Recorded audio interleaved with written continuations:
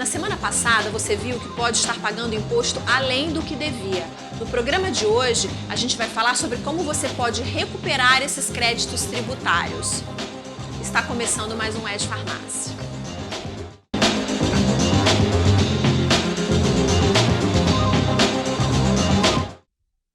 Olá, a gente está começando mais um Ed Farmácia e a pauta hoje é a recuperação de créditos tributários. Antes, inscreva-se no canal, acione o sininho, aquele recadinho que a gente dá sempre.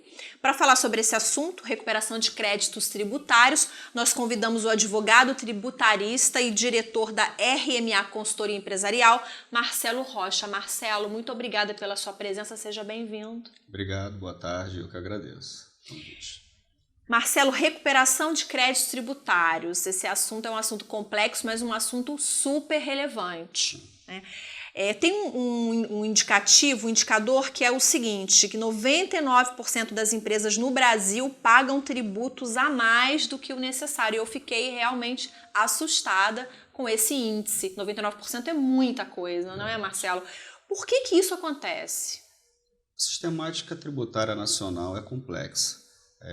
Existe um estudo do Instituto Brasileiro de Planejamento e Tributação que mostra que nos últimos 30 anos nós tivemos aí só em matéria de direito tributário, tá?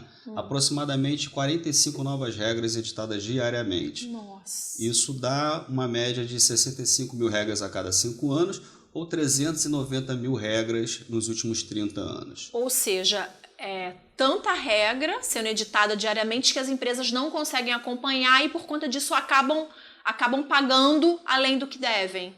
Somado a isso, também tem a questão de as empresas terem foco na sua atividade e muitas das vezes não ter uma pessoa habilitada para poder fazer um acompanhamento legislativo, fiscal adequado e acaba com que alguns cuidados que devem ser tomados, né, como atualizações e averiguações prévias no momento da entrada nos produtos, não sejam feitas de forma adequada e isso acaba trazendo um prejuízo para a empresa. Mas é muita norma para acompanhar diariamente.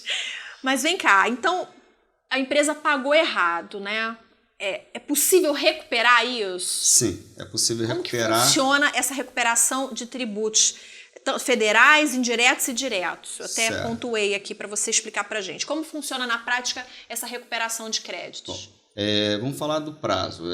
Inicialmente é importante ressaltar que é possível recuperar, mas o que está dentro da prescrição, ou seja, o que não prescreveu ainda. 5 anos. Que são 5 anos. Tá. Ok? Então, 5 anos para trás, é possível a empresa fazer um trabalho de auditoria fiscal, onde a gente faz uma revisão de toda essa escrita fiscal da empresa, com o objetivo de verificar se ela está em conformidade tributária, ou seja, se ela observou o que está previsto na legislação e se efetivamente ela tomou os créditos corretamente, se ela apurou o imposto a pagar corretamente, se o que ela está pagando está correto.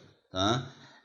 Infelizmente, em função dessa complexidade que a gente falou, a maioria das empresas, existe um outro estudo que mostra que 99% das empresas pagam a maior, né? Então a maioria das empresas acabam pagando mais do que devem.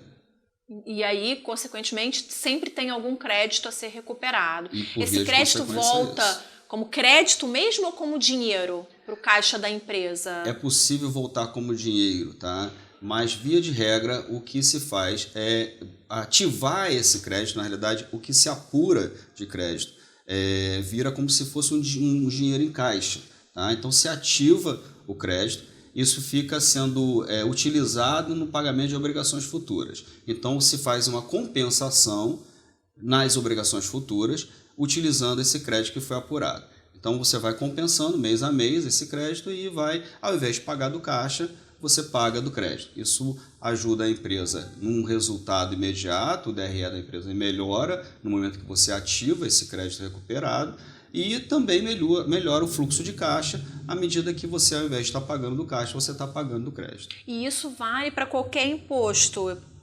As empresas podem estar pagando imposto a mais em relação a PIS, COFINS, INSS, ICMS, IPI, para qualquer imposto. Sim. Via de regra, sim. Tá.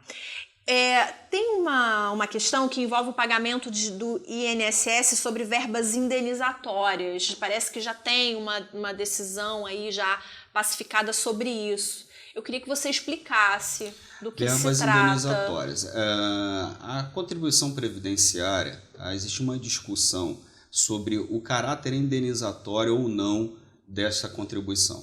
Tá? Então, o que se considera indenizatório, em tese, não deveria sofrer incidência do tributo. Indenizatório, um funcionário foi demitido. Por exemplo, um funcionário foi demitido. E aí ele tem a demitido. indenização para receber. Perfeito. A questão é se a empresa paga ou não INSS sobre essa indenização.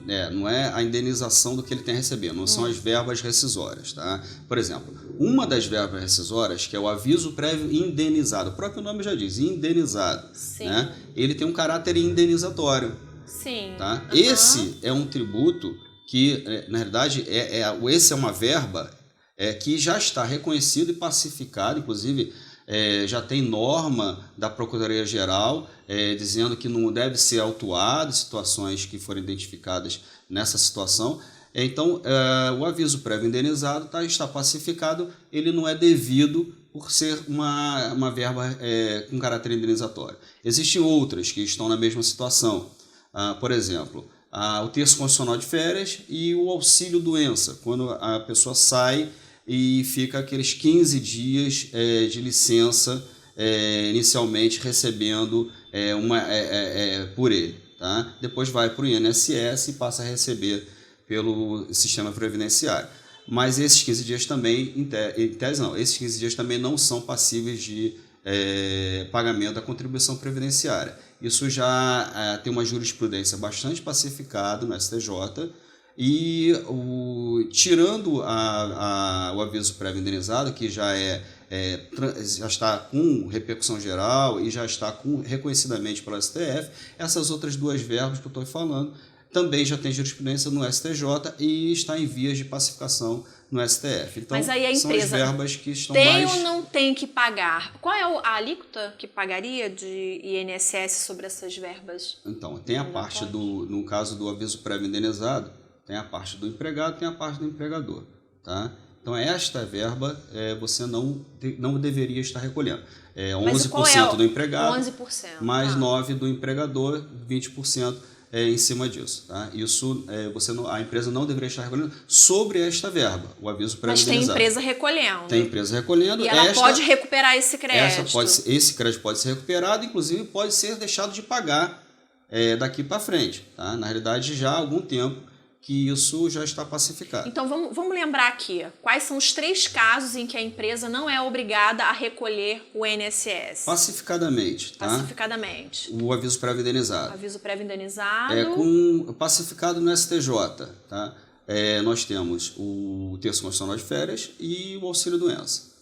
São esses os 3 casos em que ela não é obrigada a recolher o INSS. Sim, a contribuição previdenciária sobre essas verbas. E recolhendo, pode pedir a recuperação de crédito. Sim, certo? Aí é possível recuperar até 5 anos para trás. Certo. Tem também uma outra discussão que é em relação à multa de 10% sobre o FGTS. A empresa deve ou não deve pagar essa multa? E essa situação já é um pouco diferente. Na realidade, essa situação ainda não está pacificada. Já existe uma jurisprudência forte nesse sentido, uma tendência, um viés muito forte de nós termos uma pacificação favorável ao contribuinte, mas isso ainda está pendente de julgamento final. Tá? Nós temos um recurso extraordinário já afetado com repercussão geral e que vai ser pautado em breve e eu acredito que venha a ser julgado favorável ao contribuinte. Tá? Mas nesse caso, a empresa deve recolher e o quanto antes procurar a justiça para reclamar esse valor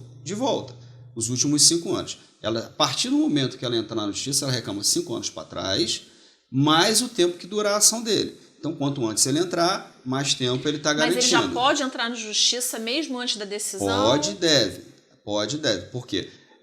Vamos imaginar que essa decisão module seus efeitos a partir dela para frente. Se acontecer isso, as empresas que não entraram na justiça perdem o que está para trás.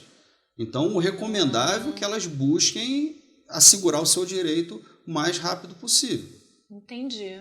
Mesmo que a decisão não seja favorável, mesmo que a justiça diga que tem que pagar, vai ser dali para frente. O que ela pagou para trás, ela pode recuperar. Na realidade, quando ela vai continuar pagando normalmente, tá? E vai entrar na justiça para pedir a devolução do para trás. Aí, a partir do momento que ela entrar na justiça, ela pede 5 anos para trás e o tempo que durar a ação. Tá? Então, ela garante que ela vai ter uma devolução, uma vez que seja julgado favorável, logicamente, garante que ela vai ter uma devolução dos 5 anos para trás e mais o tempo que durar a ação. Tá? O que eu estou dizendo é o seguinte, vamos imaginar uma hipótese onde esse julgamento, que vai ter repercussão geral e vincula a administração pública e os tribunais, seja julgado com uma modulação de efeitos. Isso faz com que a empresa perca esse período para trás. Marcelo, para encerrar, qual é a sua dica, o seu recado final para quem está nos assistindo em relação a isso que a gente falou, né? Recuperação de créditos tributários? Bom, como a gente falou no início, a sistemática nacional é complexa. Então, o que eu poderia deixar como dica? As empresas devem buscar profissionais habilitados para ajudarem a ela a fazer um planejamento adequado, para fazer uma revisão nos seus tributos, para ver se ela está pagando corretamente, se ela não está pagando a mais, e mesmo buscar o que eventualmente ela pagou a maior nos últimos 5 anos. Tá? Então, isso hoje é essencial para o empresário, principalmente no Brasil, onde a gente tem uma carga tributária elevadíssima, e necessária a manutenção da atividade empresarial dele. Porque hoje nosso grande sócio é o governo. Né? Então, pagar imposto é necessário para o nosso sistema, mas também nós não devemos pagar mais do que é devido. Então, a gente deve buscar orientação para pagar o que é devido. E os profissionais habilitados estão para reclamar, né, essa recuperação, para pedir essa recuperação, ou é via administrativa ou é via judiciária? Tem algumas situações que é possível fazer administrativamente e outras situações que é necessário buscar o amparo judicial para isso. Aí depende de cada caso. Depende caso a caso. Tá? Há situações hoje já estejam sedimentadas, com repercussão geral, por exemplo, na justiça, e mesmo outras situações que são, não é uma questão, uma controvérsia jurídica que já foi reconhecida a favor do contribuinte, são questões mesmo que derivam da lei, falhas mesmo, sabe? Então, as empresas, em função dessa dinâmica, dessa enxurrada de novas regras tributárias diariamente, elas acabam falhando. Então, é necessário que você faça, eventualmente, no mínimo de 5 em 5 anos, um trabalho de auditoria, de revisão fiscal, para que veja se está tudo certo na sua contabilidade, se na sua apuração e em relação ao que está sendo pago. Marcelo, muito obrigada. O tema é complexo, a gente poderia falar mais tempo, mas a gente precisa encerrar. Obrigada, viu? Eu que agradeço. Pela sua presença. Obrigado a você. Tá bom. Obrigada a você também. E antes de ir embora, deixe o seu like, curta, acione o sininho para receber as notificações e a gente se vê no próximo programa. Obrigada, tchau.